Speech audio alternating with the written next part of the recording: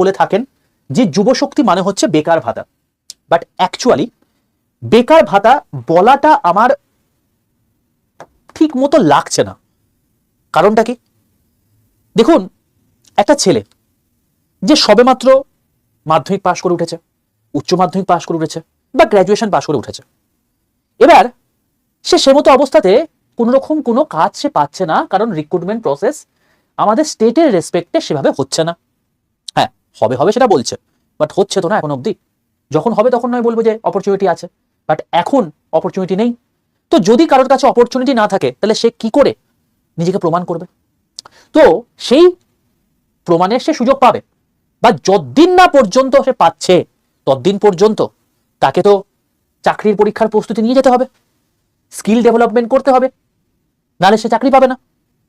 সরকারি চাকরির জন্য সেই রেসপেক্টে তাকে একটা নির্দিষ্ট হাত খরচও রাখবে, কারণ বইপত্র কেনার আছে, টিচারদেরকে ফিস দেওয়ার আছে, এবং তার সঙ্গে সঙ্গে স্থায়ী চাকরি পাওয়ার আগে তার একটা আর্থিক সুরক্ষাও প্রয়োজন। প্রত্যেকটা মুহূর্তে একটা ছেলে তার বাবা এবং মায়ের কাছে কিন্তু হাত পাততে পারে না, এবং সেই জন্য আমরা এটাকে বলতে পারি হচ্ছে যে একটা সরকারের তরফ থেকে মাসিক হাত খরচ অবশ্যই সে যতক্ষণ না পর্যন্ত এমপ্লয়মেন্ট পাচ্ছে। যেই মুহূর্তে সে এমপ্লয়ি হয়ে যাবে সেই মুহূর্তে তারা দরকার নেই। তো এই যে প্রকল্পটা যুবশক্তি, এই যুবশক্তি প্রকল্প কিন্তু খুব দ্রুত শুরু হচ্ছে, এবং এটার জন্য আপনারা অতি অবশ্যই যা যা প্রয়োজনীয় ডকুমেন্ট বলবো, এমপ্লয়মেন্ট এক্সচেঞ্জ কার্ড থেকে শুরু করে কি করে আবেদন করবেন থেকে শুরু করে ইচ অ্যান্ড এভরিথিং আমি সমস্ত কিছু আজকের এই ভিডিওর মধ্যে বলে দেবো। তো অতি অবশ্যই যারা পেতে চাইছেন চাকরি পাওয়ার আগে এই 3000 টাকা করে, অবশ্যই এই ভিডিওটি প্রথম থেকে শেষ পর্যন্ত দেখে নেবেন। এই চ্যানেলটার নাম হচ্ছে এমপ্লয়মেন্ট বাংলা। তো এমপ্লয়মেন্ট ক্রিয়েট করা হচ্ছে আমার মেন উদ্দেশ্য এই চ্যানেলের মধ্যে। তো মূলত আমি এটাকে বেকার ভাতা বলে অসম্মান করছি না, বাট অপরচুনিটি আসার পরও যদি আমরা সেটাকে ঠুকরে দিই, সেটাকে তো আমি বলতেই পারবো তখনকার রেসপেক্টে বেকার ভাতা। মানে সে এতটাই অকর্মণ্য নিজেকে প্রমাণ করেছে যে সে চাকরি পেতে পারছে না, সরকারের কাছ থেকে অনুদান নিচ্ছে। হ্যাঁ, অপরচুনিটি এখন নেই, এখন আমি সেকে কিছু বলছি না, বাট যখন অপরচুনিটি আসবে তো সেই রেসপেক্ট আমি কিছু বলতে পারবো না। আমার দায়িত্ব আপনাদেরকে এই চ্যানেলের মাধ্যমে সব সময় এমপ্লয়মেন্টের আপডেট দেওয়া। তো আজকেও আমি আপনাদেরকে এই ভিডিও শেষে কি করে এই বেকারত্ব থেকে মুক্তি পেতে পারেন, কি করে নিজেই বাড়ি বসে ঠিকঠাক একটা ইনকাম করে দিতে পারেন, এই সমস্ত আপডেটও আপনাদেরকে আমি আজকের ভিডিওর মধ্যে দেবো। তো প্রত্যেককে বলবো অতি অবশ্যই যারা যারা ভিডিওটি দেখছেন একবার সেশনটাকে একটা লাইক করে দিন, এবং যারা যারা এখনো পর্যন্ত এই চ্যানেলটাকে সাবস্ক্রাইব করেননি সকলে চ্যানেলটাকে সাবস্ক্রাইব করে পাশে থাকা বেল আইকনটা ক্লিক করে রাখুন, কারণ যা কিছু এমপ্লয়মেন্ট রিলেটেড আপডেট আপনাদেরকে আমি এখানে দিয়ে থাকি, সেটা যা কিছুই হোক না কেন, মানে একদম প্রাইভেট থেকে শুরু করে পিএসইউ থেকে শুরু করে গভর্নমেন্ট ইচ অ্যান্ড এভরিথিং আমি দিয়ে থাকি। তো সেই জন্য চ্যানেলটাকে সাবস্ক্রাইব করে পাশে থাকা বেল আইকনটা ক্লিক করে রাখবেন, কারণ যখনই আমি আপডেট দেবো তাতেই যাতে আপনার কাছে নোটিফিকেশন চলে আসে। দেখে নিন যুবশক্তি.wb.gov.in, এটা হচ্ছে এখন গভর্নমেন্ট অফ ওয়েস্ট বেঙ্গলে যুবশক্তির একটা বলতে পারেন হচ্ছে ওয়েবসাইট, এবং এখানে আপনি দেখতে পাচ্ছেন application submission, application status, public notice, departmental report, এই সমস্ত জিনিসপত্রগুলো কিন্তু এখন শো করছে। মানে এটার অ্যাপ্লিকেশন শুরু হওয়ার কাজ কিন্তু শুরু হয়ে গেছে। অ্যাপ্লিকেশন শুরু হয়নি, কাজ শুরু হয়েছে, এই পোর্টালের উপর কাজ করছে। দেখতে পাচ্ছেন মাননীয় মুখ্যমন্ত্রী শুভেন্দু অধিকারী মহাশয় কিন্তু ছবিও কিন্তু এখানে চলে এসেছে। তো সেটার রেসপেক্টে আপনারা জানেন সকলে যে বাজেট যখন পেশ হয়েছিল পরিষ্কার বলা হয়েছিল যে অক্টোবর মাস থেকে আপনারা কিন্তু এই টাকা পেতে শুরু করবেন। তো যেহেতু আগস্ট প্রায় অতিক্রান্ত, তো আগামী মাস থেকেই কিন্তু আপনারা এর ফর্ম ফিল আপ আশা করছি করতে পারবেন, এবং অক্টোবর মাস থেকে সেই হিসাবে আপনারা কিন্তু টাকা পাবেন। এবার আপনারা অন্নপূর্ণা ভান্ডার দেখছেন যে প্রত্যেক মুহূর্তে কিরকম একটা অসন্তোষ তৈরি হচ্ছে, কারণ তারা টাকা পাচ্ছে না। যারা আগে অ্যাপ্লাই করেছিল তারা এখন পাচ্ছে। 10th জুলাই যারা অ্যাপ্লাই করেছে 10 জুলাই অবধি, তাদের মধ্যে অনেকে টাকা পায়নি, বা তার আগে যারা অ্যাপ্লাই করেছে তারা এখন আগস্ট থেকে টাকা পাচ্ছে। তো আলটিমেটলি কি, যারা দেরি করে ফর্ম ফিল আপ করেছে তারা অ্যাডভান্টেজ কম পাচ্ছে। তো সেটার জন্যই যে দিনই এই পোর্টাল অ্যাক্টিভ হয়ে যাবে, অ্যাপ্লিকেশন শুরু হয়ে যাবে, সেই দিনই তখনই আমি আপনাদেরকে ভিডিও করে দেবো এই চ্যানেলের মধ্যে। তো এটার জন্য চ্যানেলটাকে সাবস্ক্রাইব করে রাখতে হবে, মানে পাশের বেল আইকনটা ক্লিক করে রাখতে হবে, যাতে যখনই আপডেট আসবে অথেন্টিক আপডেট এবং কি করে অ্যাপ্লাই করবেন এই সমস্ত জিনিসপত্রগুলো আপনাদেরকে আমি দিয়ে ইনফরমেশন দিয়ে দিতে পারি, এবং আপনারা সেটা করে নিতে পারেন, যাতে আপনারা প্রথমেই সেই সুযোগটা পেয়ে যান, এবং প্রথম দিন থেকেই যাতে আপনারা কিন্তু যখন থেকে এই ভাতা দেওয়া শুরু হবে আপনারা পেতে থাকেন। প্রথম কথা দেখুন, তখন যে বক্তব্য শুভেন্দু অধিকারী মহাশয় বলেছিলেন সেটা হচ্ছে এই যে বেকার ভাতা রয়েছে, যেটাকে আমরা যুব শক্তি বলে উল্লেখ করছি, এটা অ্যাকচুয়ালি বেকার ভাতা মানে আমার মানে উদ্দেশ্যে বলা যায় না এখন এই রেসপেক্টে, সেই রেসপেক্টে বলছি আপনাদেরকে যে এখন বর্তমানে কিন্তু বলা হচ্ছে যে প্রত্যেক মাসে 2000 টাকা করে দেওয়া হবে। কাদের দেওয়া হবে? যারা মাধ্যমিক পাস তারা, যারা উচ্চ মাধ্যমিক পাস তারা, যারা আইটিআই পাস তারা, যারা পলিটেকনিক পাস তারা, এছাড়া যারা অসম্পূর্ণ গ্র্যাজুয়েশন পাস করেছেন, মানে গ্র্যাজুয়েশন করতে করতে আপনি ছেড়ে দিয়েছেন, মানে আপনি আলটিমেটলি 12 পাস হিসাবেই গণ্য হবেন, তো আপনারা প্রত্যেকে 2000 টাকা করে পাবেন। এবার এখানে আমি বলে রাখি, মাধ্যমিক নিয়ে একটা প্রশ্ন আছে, এটা জন্য হয়তো আলাদা ক্যাটাগরি করতে পারে, বাট এখন যেহেতু ক্যাটাগরি করেনি সেহেতু আপনাদেরকে জানিয়ে রাখলাম যে মাধ্যমিকেও কিন্তু 2000 টাকা করে দেওয়ার পসিবিলিটি রয়েছে। যা আপডেট আসবে এটা আপনাদেরকে জানিয়ে দেবো। যদি আমি বলি গ্র্যাজুয়েট পাসের ক্ষেত্রে, যদি আপনি গ্র্যাজুয়েট পাস করে থাকেন লাইক বিএ, বিএসসি, বিকম বা পোস্ট গ্র্যাজুয়েট করে থাকেন, পিজি করে থাকেন, বা তার থেকেও যদি উচ্চতর যোগ্যতা আপনার থেকে থাকে, তাহলে তার রেসপেক্টে প্রত্যেক মাসে 3000 টাকা করে পাবেন।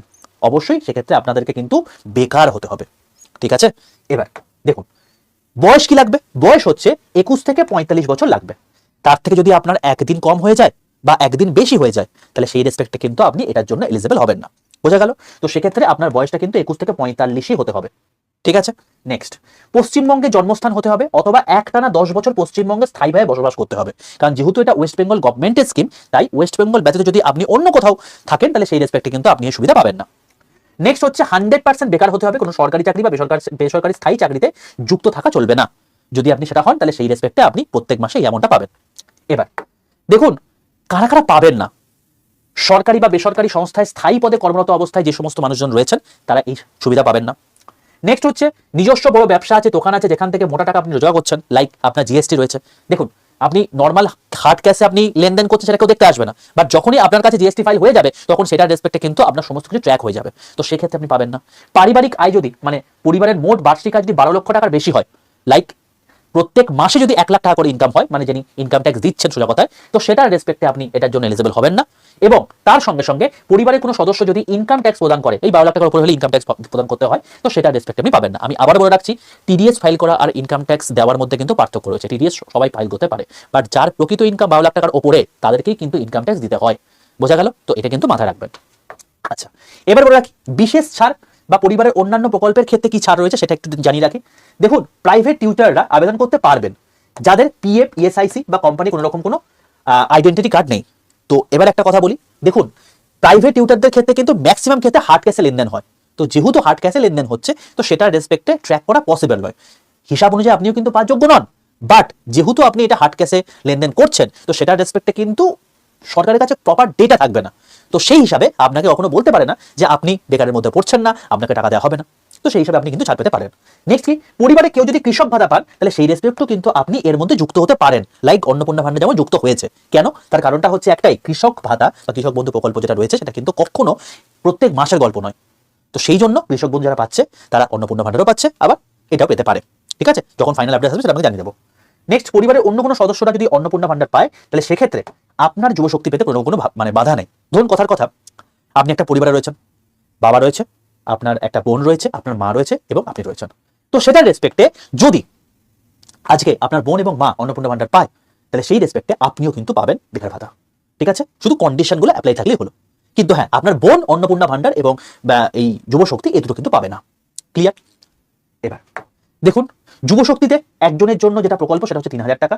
অন্নপূর্ণা ভান্ডারের ক্ষেত্রেও 3000 টাকা, বাট অবশ্যই এক্ষেত্রে গ্র্যাজুয়েট হতে হবে, আন্ডার গ্র্যাজুয়েট হলে 2000 টাকা হয়ে যাবে। একজন ব্যক্তি একসাথে দুটি মাসিক আর্থিক প্রকল্প কিন্তু টাকা পাবেন না, মানে আপনাকে যে কোনো একটি কিন্তু বেছে নিতে হবে। যদি আপনি ভাবেন যে আমি যুবশক্তি নেব, তাহলে অন্নপূর্ণা ভান্ডারকে আপনাকে ছেড়ে দিতে হবে। যদি আপনি ভাবেন যে আমি অন্নপূর্ণা ভান্ডার নেব, তাহলে আপনাকে যুবশক্তি ছেড়ে দিতে হবে। বোঝা গেল? দুটোই কিন্তু একসঙ্গে পাওয়া যাবে না। আমি যে কোনো একটা পার্টিকুলার পার্সনের কথা বলছি। হ্যাঁ, একটা ফ্যামিলিতে ধরুন, এই একটা ফ্যামিলিতে একটা ছেলে রয়েছে, একটা মেয়ে রয়েছে। মেয়ে অন্নপূর্ণা ভান্ডার পাচ্ছে, সে কিন্তু যুবশক্তি পেতেই পারে, বাট এই মেয়ে কিন্তু অন্নপূর্ণা ভান্ডার এবং যুবশক্তি দুটো কিন্তু একসঙ্গে পেতে পারবে না। বোঝা গেল? আচ্ছা, এবার বলি, দেখুন মহিলাদের জন্য বিশেষত কিছু সিদ্ধান্তে আপনাদেরকে আসতে হবে। তো সেই সিদ্ধান্তটাই আপনাকে বলছি। দেখুন, আপনার বয়স যদি 21 থেকে 24 বছরের মধ্যে হয়, তাহলে তার রেসপেক্টে কি শুধুমাত্র আপনি যুবশক্তিতে আবেদন করতে পারবেন, কারণ তারপরে আপনাকে অন্নপূর্ণা ভান্ডারে আবেদন করতে পারবেন, মানে 25 বছরের নিচে তো হবে না। তো সেই জন্য আপনাকে অন্নপূর্ণা ভান্ডার ছেড়ে দিতে হবে, আপনাকে যুবশক্তিকে অ্যাপ্লাই করতে হবে যদি আপনার এই বয়সটা থাকে।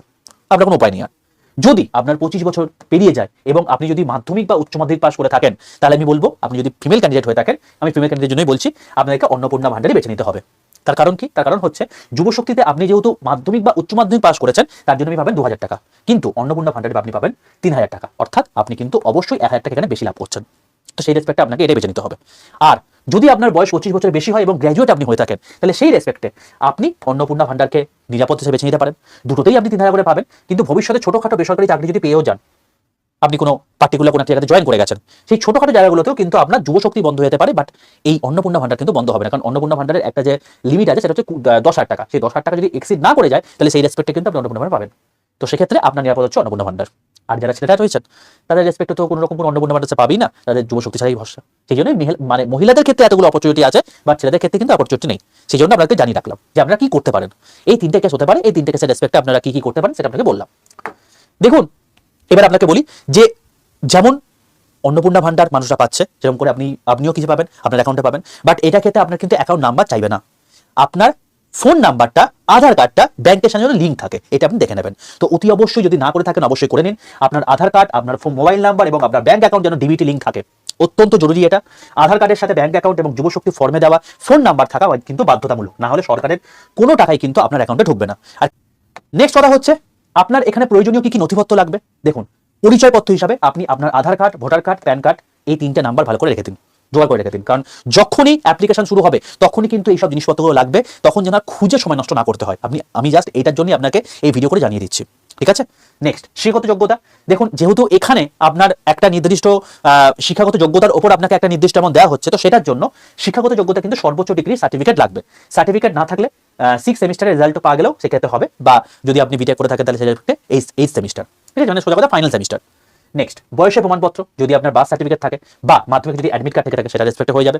আর আয়ের প্রমাণপত্র, তো আয়ের প্রমাণপত্র হিসাবে যে আপনি অ্যাকচুয়ালি বেকার সেটার রেসপেক্টে আপনি কিন্তু অফিসিয়াল ইনকাম সার্টিফিকেট বার করতে পারেন, যে 12 লাখ টাকার নিচে হলে পঞ্চায়েত, বিডিও, মিউনিসিপ্যালিটি থেকে আপনি সেটাকে নিয়ে নিতে পারেন, বা সবচেয়ে সেফেস্ট ওয়ে হচ্ছে এমপ্লয়মেন্ট এক্সচেঞ্জ কার্ড বার করে নেওয়া। এবার এমপ্লয়মেন্ট এক্সচেঞ্জ কার্ড যে লাগবেই এটা কিন্তু অলরেডি অফিসিয়ালি বলেনি, বাট যুবশক্তি প্রকল্পে দুটো ভেরিফিকেশন এবং নিজেকে 100% বেকার প্রমাণ করার জন্য সবচেয়ে বড় চাবিকাঠি হচ্ছে এই এমপ্লয়মেন্ট এক্সচেঞ্জ কার্ড। অনলাইনে ঘরে বসে কিন্তু এটি আপনি তৈরি করে দিতে পারেন। এবং বলে রাখি, সেপ্টেম্বর মাস, আগস্ট যেহেতু পেরিয়ে গেল, আজ 4 দিন বাকি রয়েছে, বাদে দিলাম সেপ্টেম্বর মাস হয়তো আপনার আবেদন প্রক্রিয়া এবং ভেরিফিকেশন প্রক্রিয়া শুরু হবে, এবং তারপর অক্টোবর মাস থেকে সরাসরি ব্যাংক অ্যাকাউন্টে আপনার প্রথম 33 টাকা ঢোকা শুরু হবে। এবং ফার্স্ট মুভার অ্যাকাউন্টের মানে ফার্স্ট মুভার অ্যাডভান্টেজ অবশ্যই আপনি নিন, এটা রেসপেক্টে আমি বলবো প্রথম দিকে আবেদন করলে অ্যাপ্লিকেশন আগে ভেরিফাই হবে এবং টাকা পেতে আপনার সুবিধা হবে। আজই সেটার জন্য নথিপত্র যা যা দরকার সেগুলো কিন্তু আপনি রেডি করে রাখুন, ঠিক আছে।